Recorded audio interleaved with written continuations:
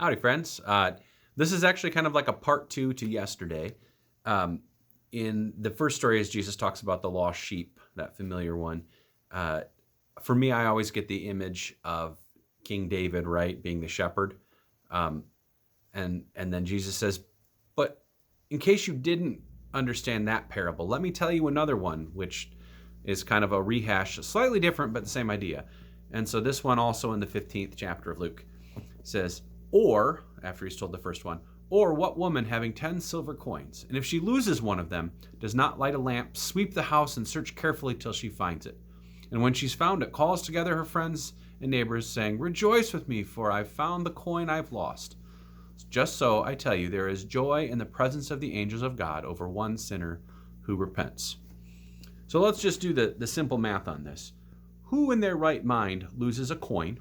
Not like a year's wage or a coin. Nothing, money, but not consequential. And then throws a party when they found the coin that cost way more than the coin in the first place, right? That makes absolutely no sense. And I guess that's Jesus' point, isn't it? That there is a celebration when one who has walked away or one who has found themselves feeling out of the kingdom of God, and they feel like they don't deserve to be a part anymore, or something has been done to them, or they've done something that they decide excludes them from the grace of God. When they come to that realization, or someone helps them come to that realization, that they are a beloved child of God regardless. And so there is a celebration, a party, that this person, this group has said, this is who I am, and I'm glad to be who I am. Think about all the reasons we celebrate. We do birthdays, I've always wondered a little bit, why do you celebrate a birthday? Oh, you're older, hooray. Like, makes sense for kids. Okay, sure. If anything, your mom should get the credit for a birthday because she's the one that did all the hard work.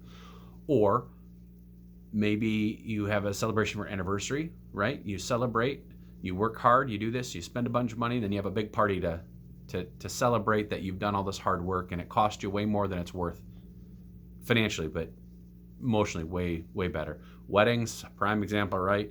You drop a boatload of cash to celebrate something, and you pay for a big party. If you're like my generation, you put yourself in debt to have that party, right? But it's not the money that matters in the story. It's the way that you come together and celebrate.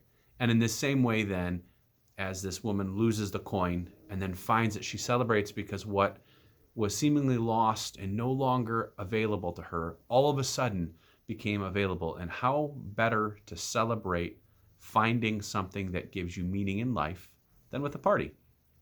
And so Jesus says, this is what happens when those who are off the path or have walked away find themselves back. We should celebrate, right? I have some dear friends who have some issues with addiction. And one of them recently kind of fell off and relapsed.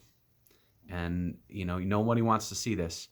But I'll tell you, when I got the message, hey, I've been sober for 5 days, that was a celebration. Going to happen again. That's just the nature of addiction and how hard it can be. But I will tell you, I will celebrate every single time there's progress. Every time we get back to a semblance of some goodness, it's worth the celebration.